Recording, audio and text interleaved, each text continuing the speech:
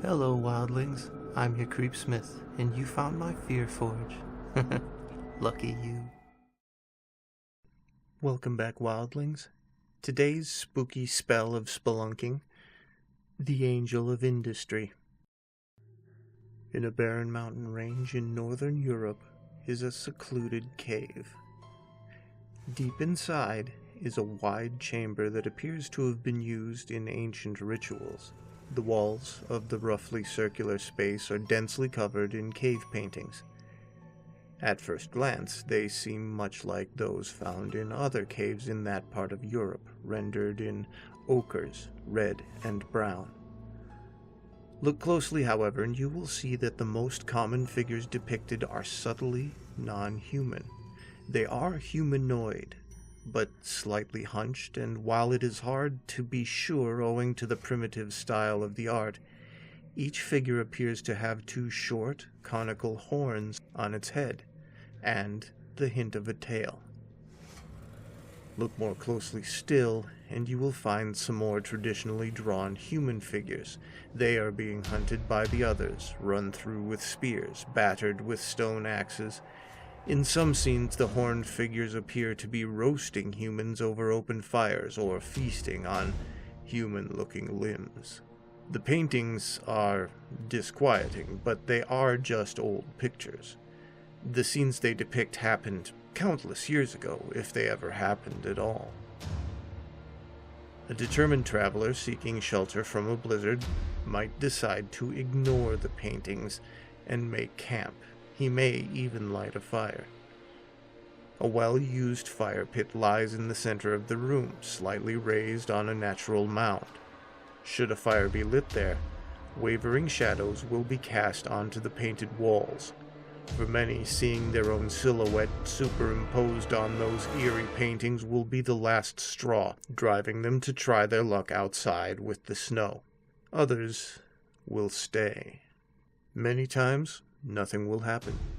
These lucky travelers will emerge the next morning, haggard from a night filled with half-remembered nightmares, anxious, but alive. Other times, shadows will move on those walls, shadows cast by no one present in the room.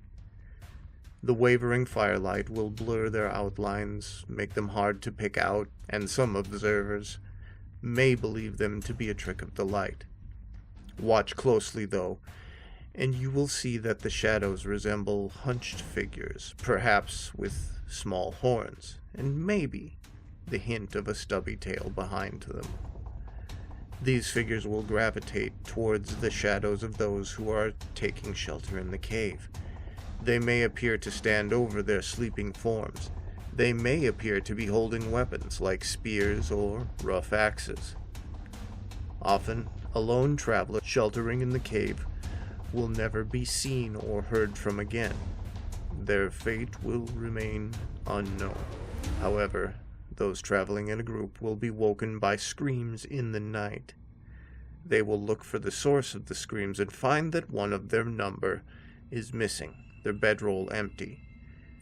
If they happen to look at just the right place on the wall, they may see the wavering shadows of figures who are not present in the room, or at least not visible.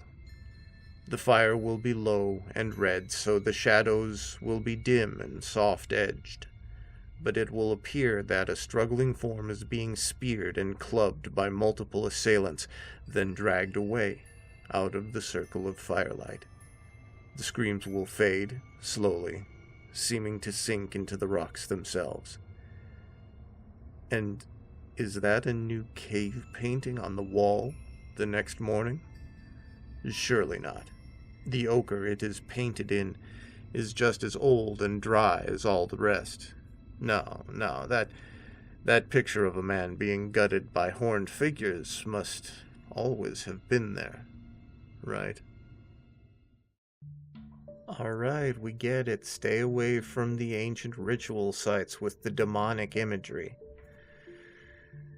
Not exactly subtle, but effective.